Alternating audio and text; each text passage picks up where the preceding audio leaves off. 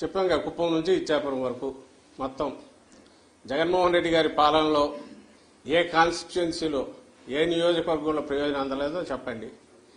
ఒకవేళ క్యాస్ట్ పరంగా పలానా క్యాస్ట్కి అందలేదని చెప్పండి, లేదా ప్రాంతం వైజ్ పలానా ప్రాంతంలో అందలేదని చెప్పండి. లేదు కదా, యూనిఫామ్గా సాచురేషన్ బేసిస్ మీద కింది నుంచి పై వరకు ఉత్తరాంధ్ర లాస్ట్ ఇచ్చాపురం వరకు అందరికీ ఒకే యార్డ్ స్టిక్తో ఒకే కొలమానంతో అన్ని ప్రయోజనాలు అందాయి.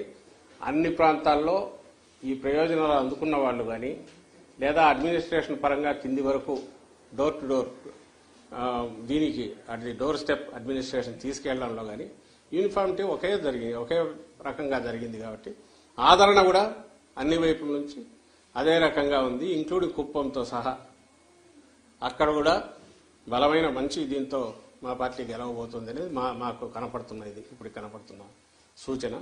మిగిలిన చోట్ల కూడా అట్లే ఉంటుంది. ఎక్కడైతే లోకల్ కారణాల వలన సరిగా ఎలక్షనీరింగ్ సరిగా ఇది కాక చేసుకోలేకను అభ్యర్థులు దీంతో రకరకాల కారణాలతో చిన్నవి అంటే అక్కడక్కడ ఉండొచ్చు. కానీ ఓవరాల్గా అయితే సేమ్ యూనిఫామ్ ఇది జగన్మోహన్ రెడ్డి గారి ఓటు ఏదైతే ఉందో, వైఎస్ఆర్సీపీ స్ట్రాంగ్ ఓటు ఏదైతే ఉందో, మా పార్టీ హామీలన్నీ నిలబెట్టుకోవడము, లేదా అంతకంటే మెరుగ్గా జీవన ప్రమాణాలను పెంచడము, అని అలాగే సుపరిపాలన అందించడం, ఈ ప్రాతిపదిక మీద చూస్తే ఆ బేస్ ఏదైతే స్ట్రాంగ్ ఇది ఉందో అది ఓవర్వెల్మింగ్గా వెల్లువలాగా ఓట్ల రూపంలో ప్రో ఇన్కంబెంట్ ఓట్ల రూపంలో వచ్చిందని మేము భావిస్తున్నాం.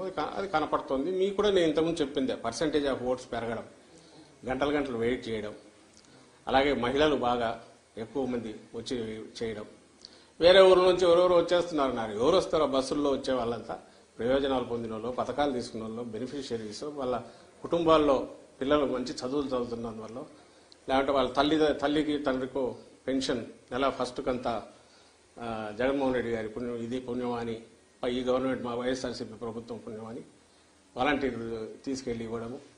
అంటే ప్రతి వాళ్లకు ఒక జగన్ అన్న ఉన్నాడు, ఈ ప్రభుత్వం ఆడింది, మాకేం పర్లేదు, మేము ఎక్కడైనా పోయినా పని చేసుకున్నా అని చెప్పి దూర ప్రాంతాలకు పోయిన వాళ్ళు, మెరుగైన వేతనాల కోసం దీనికోసం వాళ్ళందరూ కూడా ఇటు అదే పనిగా రావడం, అదంతా మీ మీడియాలో వచ్చినవే, ఓవర్వెల్మింగ్గా బయట నుంచి వచ్చారని, అక్కడి నుంచి వచ్చి ఇవన్నీ కూడా రెండే కారణాలు ఉండాలి. ఒకటి, కొనసాగుతున్న పథకాలు ఇవి రావాలి, ఇవి వస్తే సేఫ్, మా బతుకులు బాగుంటాయి, సేఫ్గా ఉంటుంది అనుకోని ఉండాలి.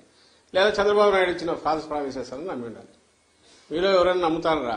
ఆయన ఇచ్చిన ప్రామిసుల మీద ఆయనకే నమ్మకం లేనప్పుడు చంద్రబాబు నాయుడుకే జనం ఎవరు నమ్మినారు? ఎక్కడ డిస్కషన్ కూడా రాలే వాటి గురించి.